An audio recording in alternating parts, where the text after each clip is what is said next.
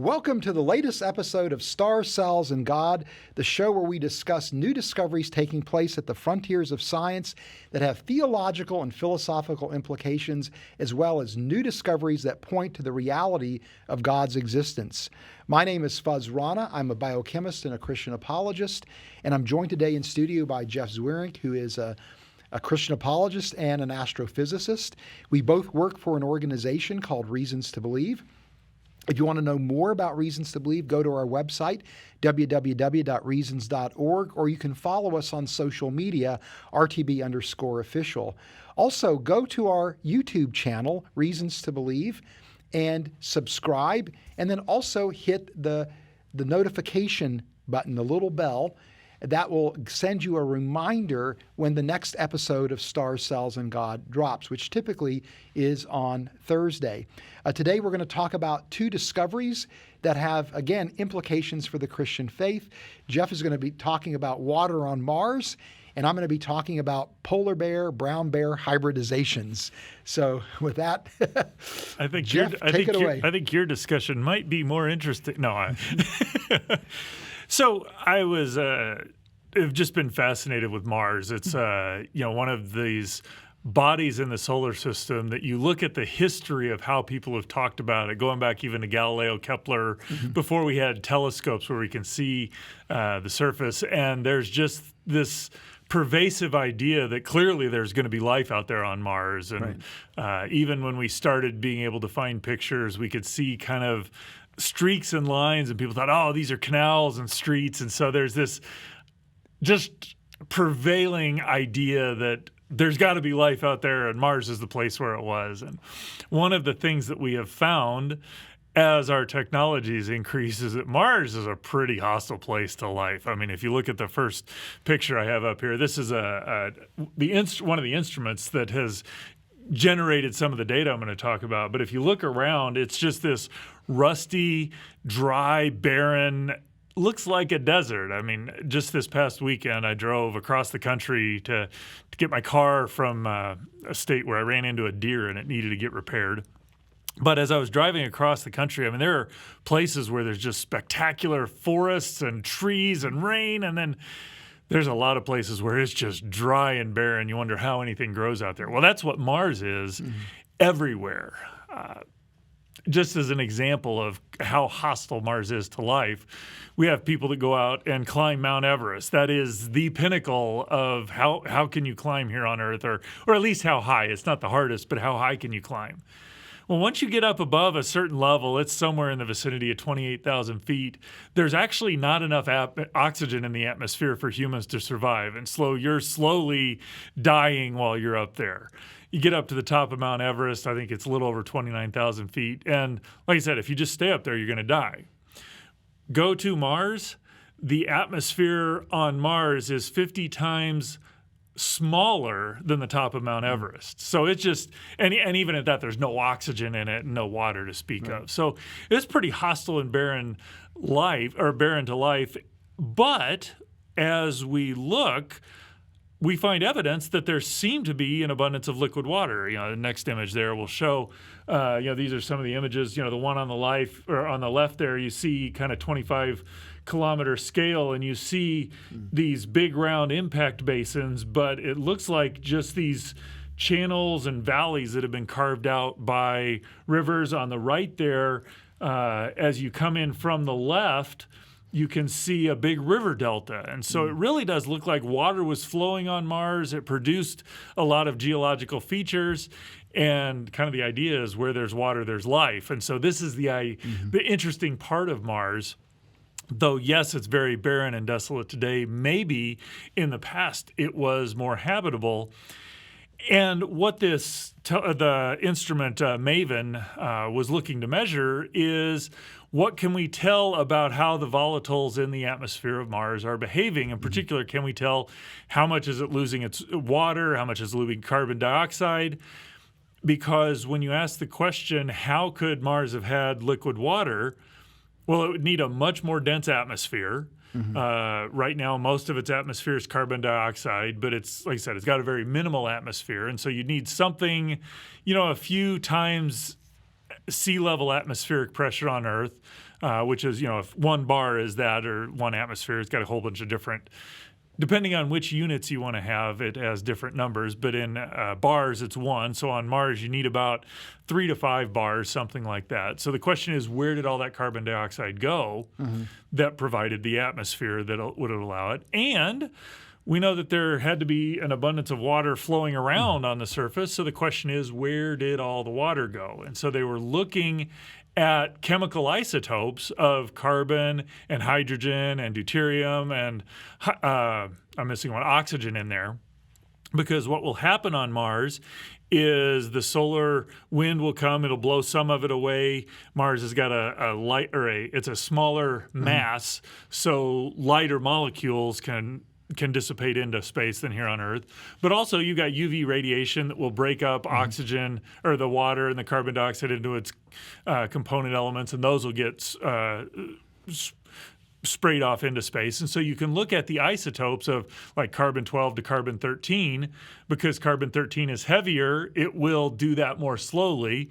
And there's similar isotopes for oxygen and hydrogen and these other elements that allow you to determine how much has been dissipated. And what we have found is that as of right now, based on these MAVEN measurements, that Mars is losing about 2 to 3 kilograms per second of atmosphere.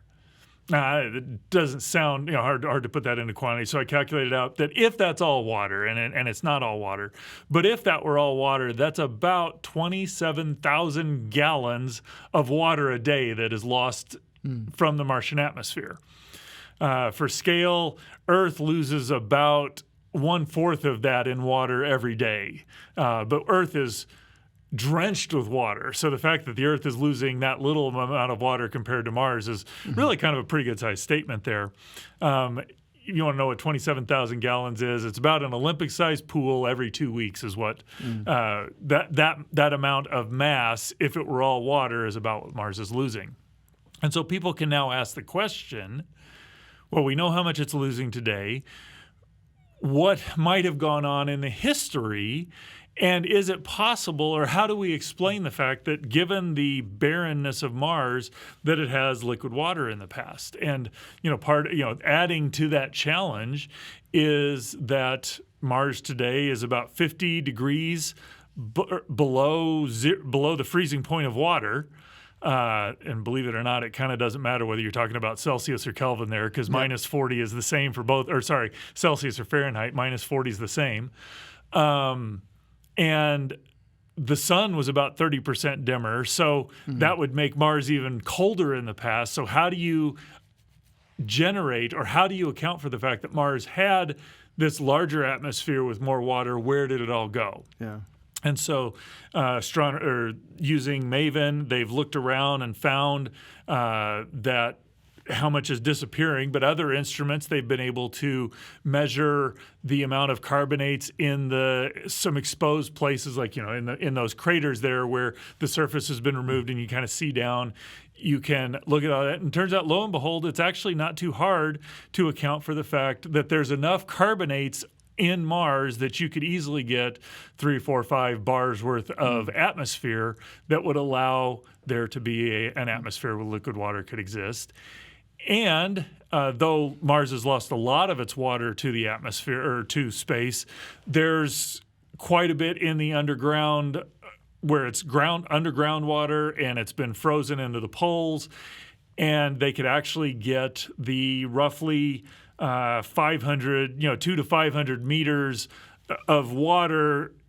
Its global equivalent liquid or layer of how thick that would be if it were distributed over the entire planet evenly. It'd need to be about 200 meters deep to account for the observations. And it seems like there's reserves in the places where we can estimate it or measure it that would give that amount of water. And again, just for scale to compare, if you took all the oceans on the Earth and spread them out evenly, they'd be about 2 kilometers deep. Okay. So Earth has an abundance of water compared to Mars, but what we can do is extrapolate back and say, given what we know, what we measure today, it's reasonable to say that, yeah, there was a large enough atmosphere, and enough water to account for these liquid features that we see, that they're actually carved by liquid water, probably not by some other process. But what all this research has shown is that though Mars, if we found it around another star, we would likely say it's in the habitable zone. We find evidence that Mars had a lot of liquid water in the past, but there's a very different history to Mars than there was to Earth. Whereas Earth has maintained its liquid water, largely stayed in the habitable zone, in a habitable temperature so that liquid water exists. Mars probably started that way, but very quickly went off catastrophically in terms of its capacity to support life, has just disappeared. Part of the reason for that is that Mars's dynamo likely stopped better than 4 billion years ago. And so these sorts of studies give, along with all the other data, give us insight into what's going on inside the surface or in the interior. And if you go to the next slide, this is a comparison of Earth, Mars, and the Moon in terms of what the interior looks like. And what you see there on the Earth is you've got this crust on the outside, there's an upper mantle, and there's all of these interesting layers where there are transitions that happen. And this is all critical to the way plate tectonics behaves on the Earth. You got the large mantle, you get down into the core, there's a liquid outer core and a solid inner core. And what's going on when that inner core solidifies, it actually releases heat, and that drives this dynamo that creates a magnetic field around the Earth. Why that's important, as the solar wind is coming out, the Earth's magnetic field deflects that solar wind away from the Earth and protects Earth's atmosphere. Mars, if you look at the interior of its planet, has a crust, but a large mantle. None of the interesting layering up on the top. All of that is down below the mantle, in between the mantle and the core. And the core is just not large enough to have that solid interior part, and so there's no dynamo. So 4 billion years ago, when Mars's dynamo ceased, the sun's UV rays coming in will break up molecules, send the hydrogen out into space.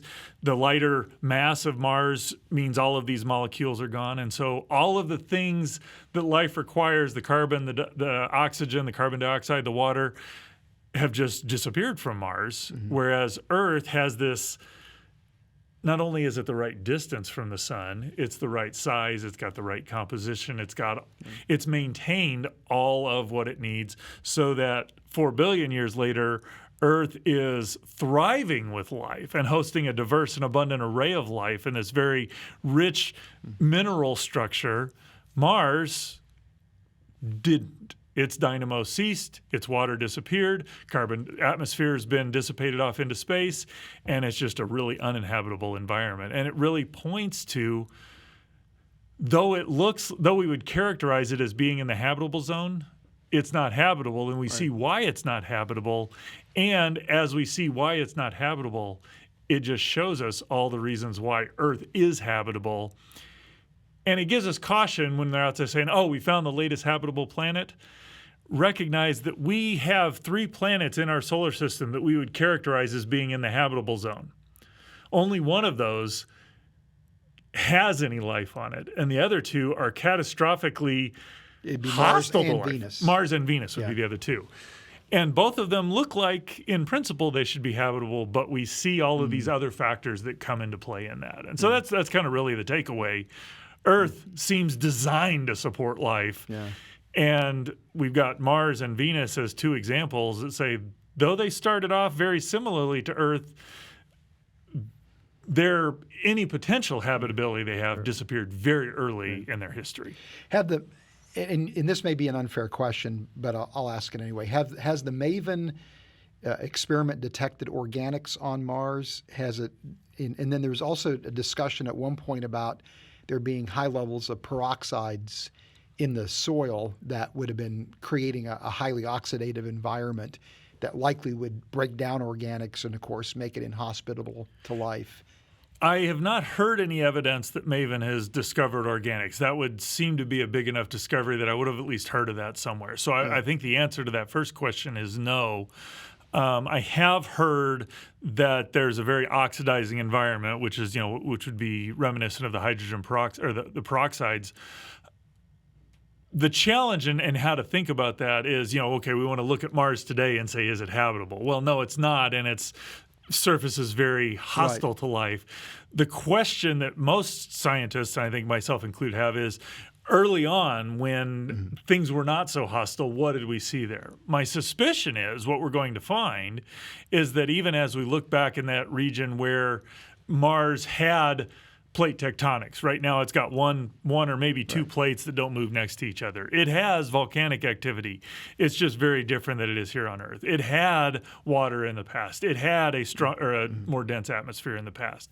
Even when we look back in that region, I'm pretty sure what we're going to find is, though it met some of that criteria and there's liquid water there, you're not going to find life, if for no other reason than the complexity of life's origin is really hard to make happen. Maybe Earth's life was transported to Mars and that happened, but Mars has been pretty hostile. Even though it's got water, I still think it's a pretty hostile environment. And so I don't expect we're going to find it, but this is the beauty of science. Let's go out and look and let the chips fall where they may and see what's the best way to look at this once we understand how things work. Yeah.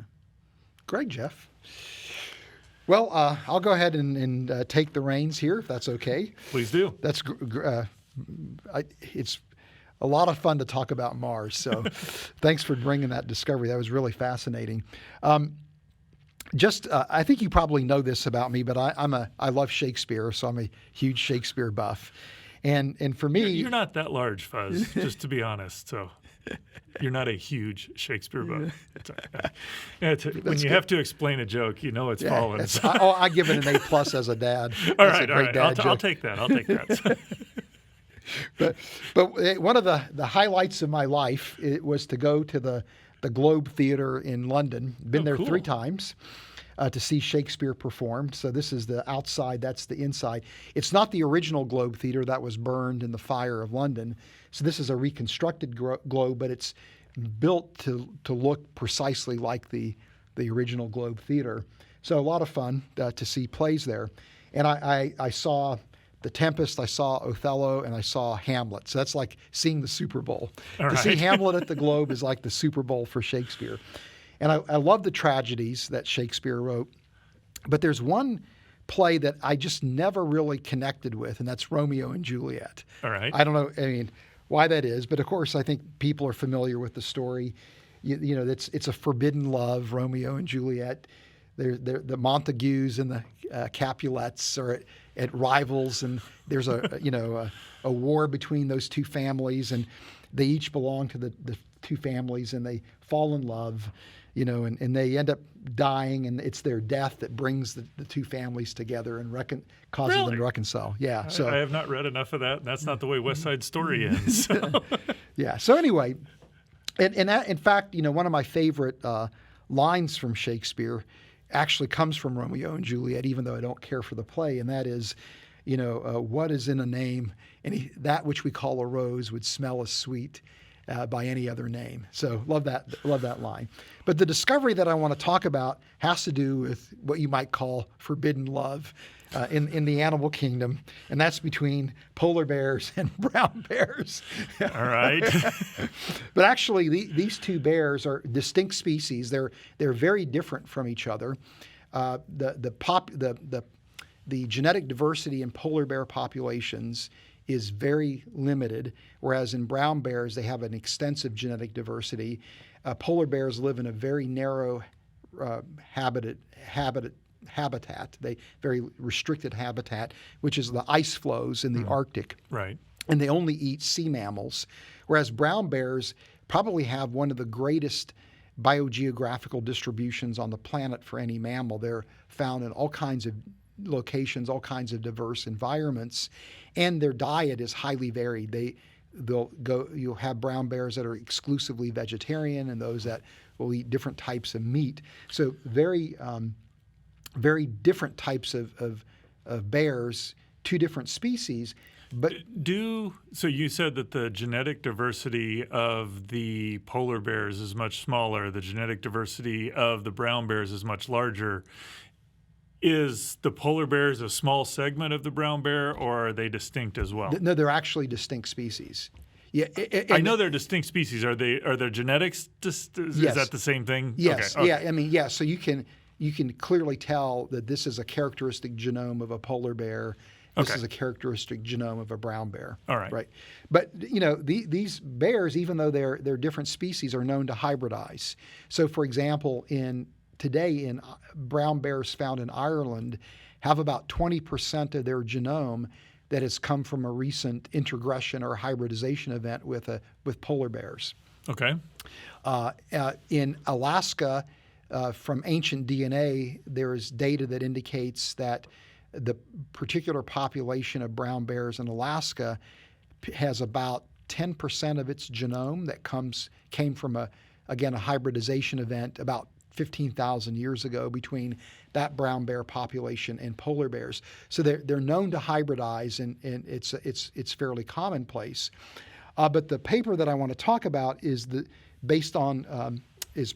published in Nature, Ecology, and Evolution, and it's by a team of researchers that discovered evidence for an ancient hybridization or an ancient introgression event about 100,000 years ago with brown bears and polar bears.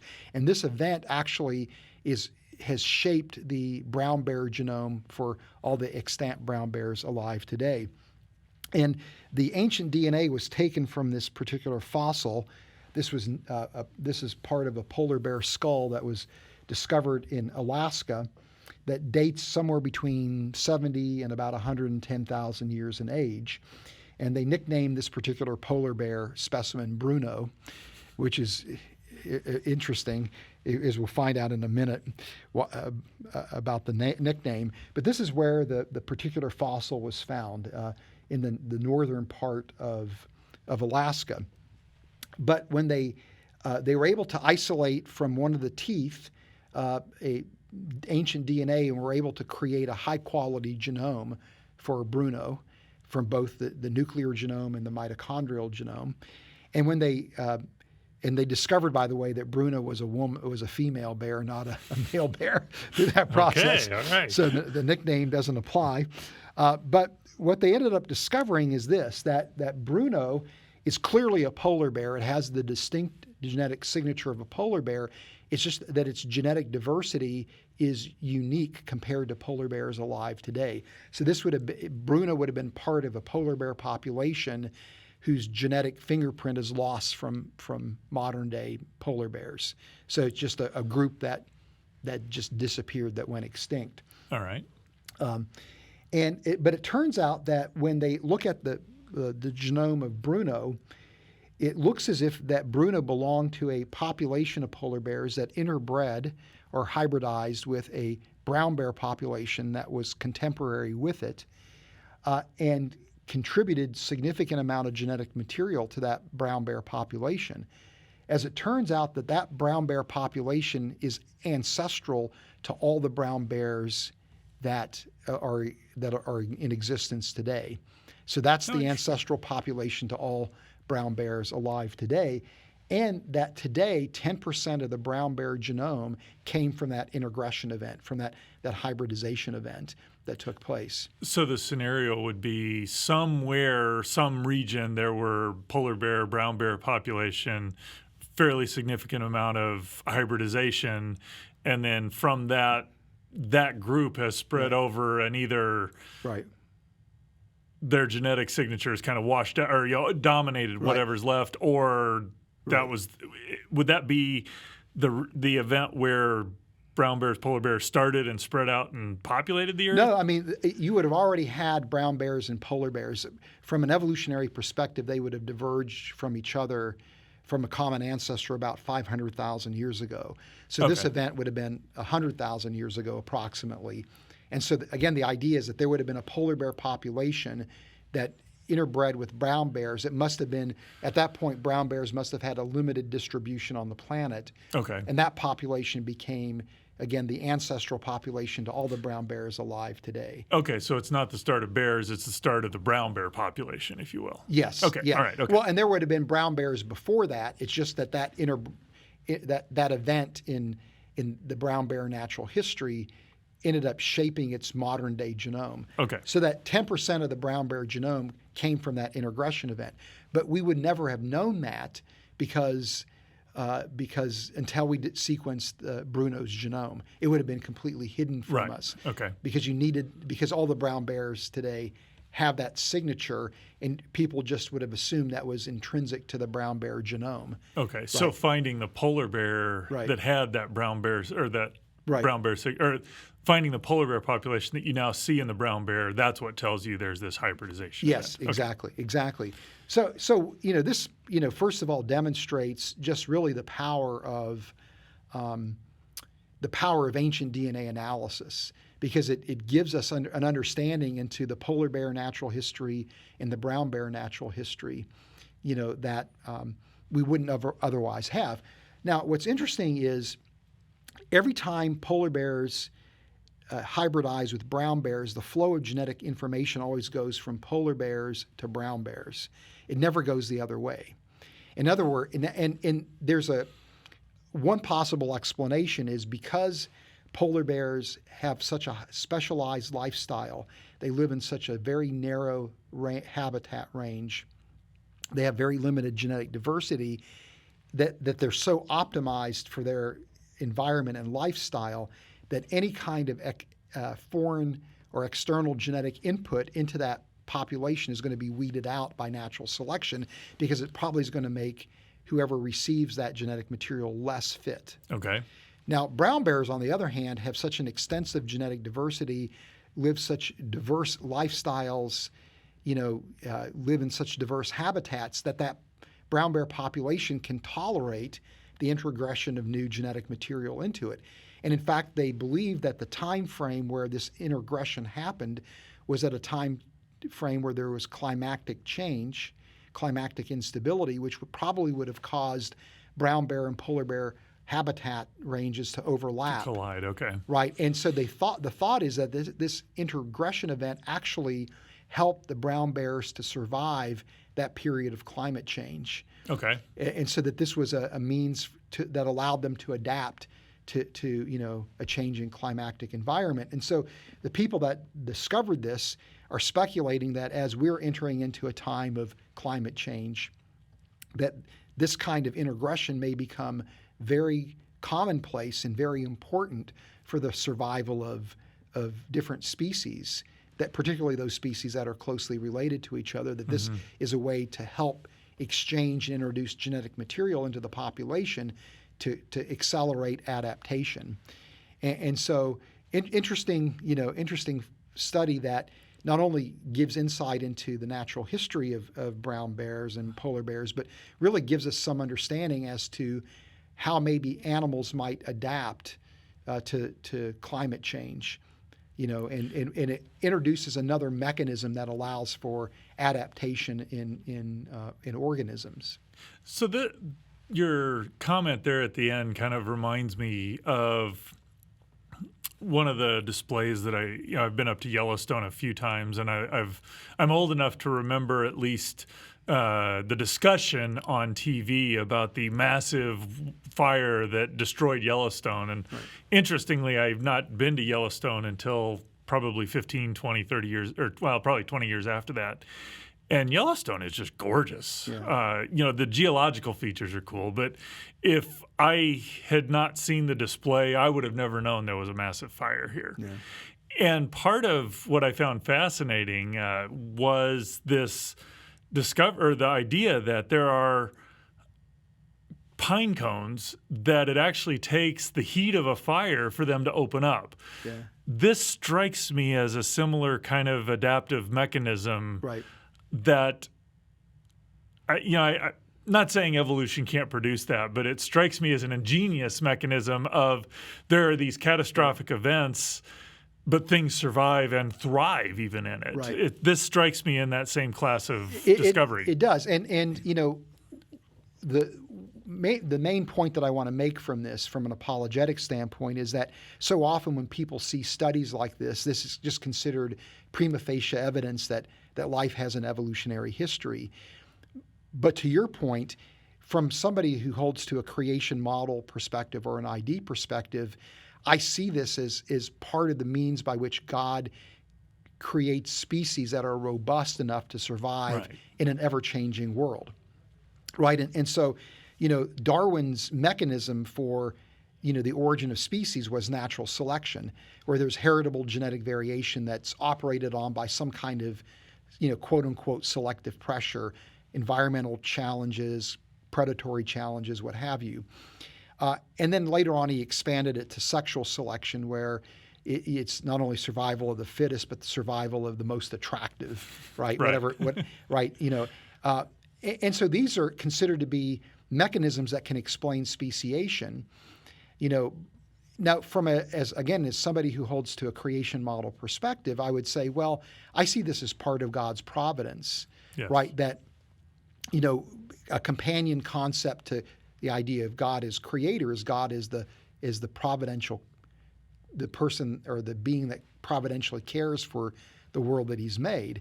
And part of that providential care is through the natural processes that he's instituted.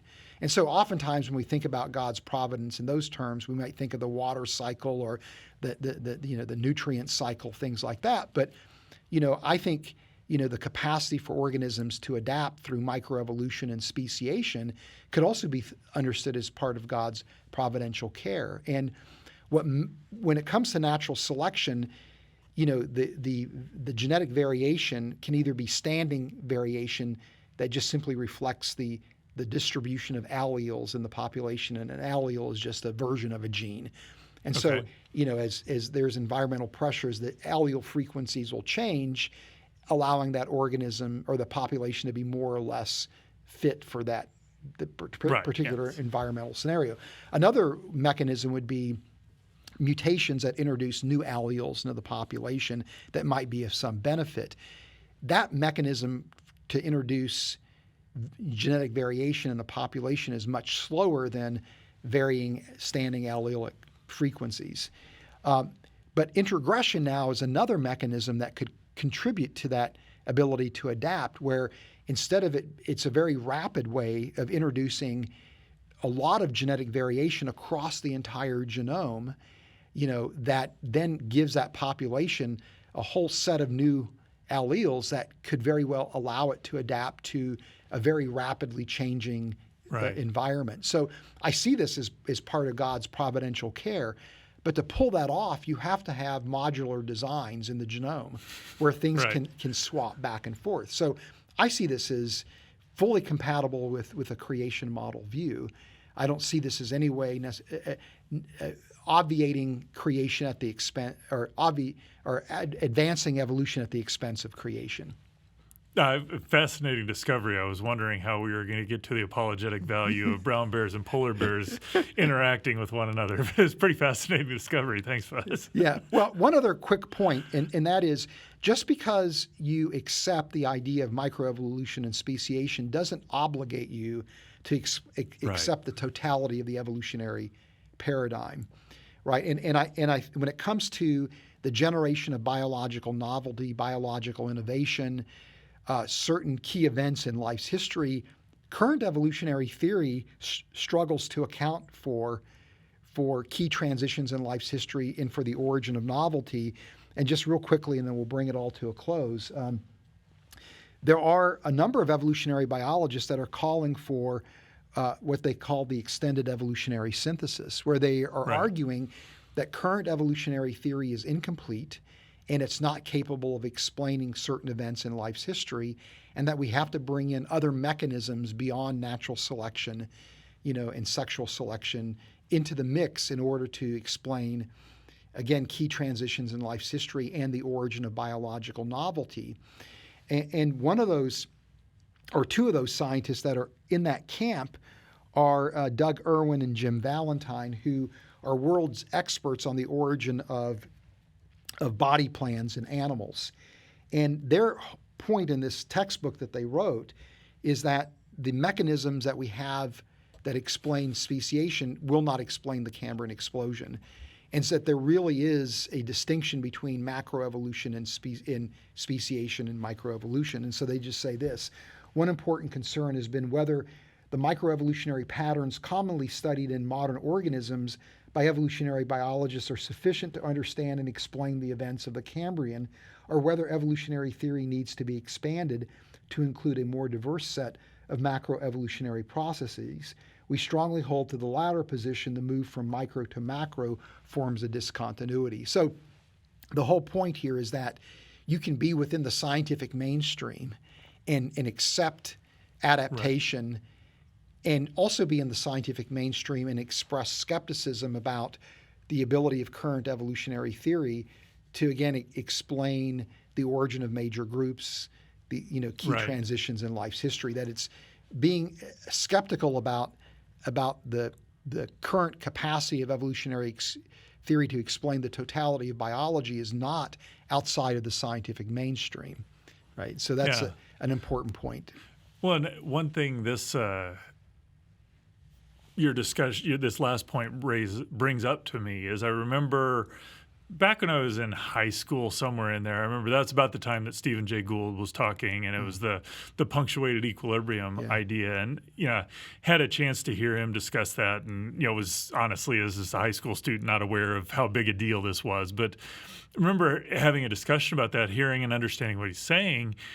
And as I was looking back on it later and thinking, it's like, okay, he's describing this in evolutionary terms as a mechanism, but what he's saying looks a lot like creation. Yes, exactly.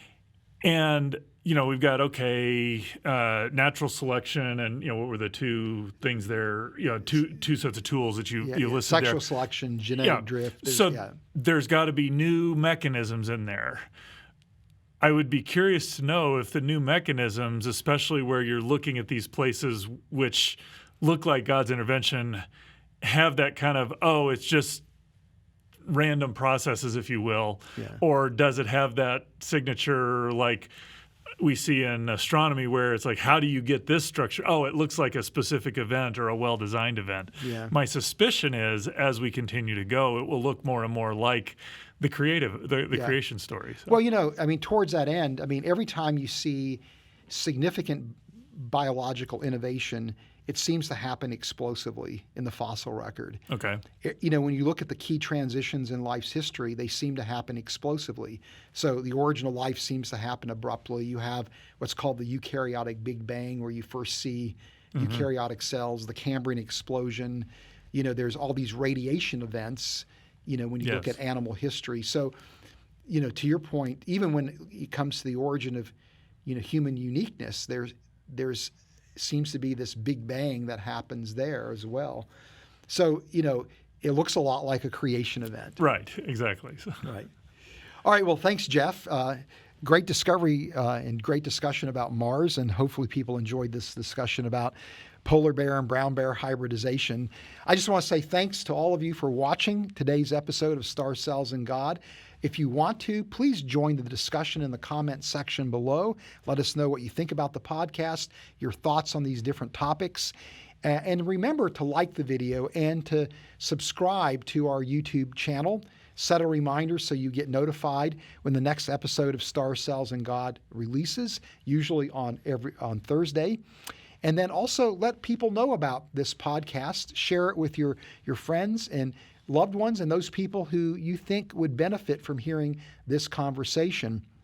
And I'm just going to leave you with a final thought. The more that we know about science, the more we have reasons to believe.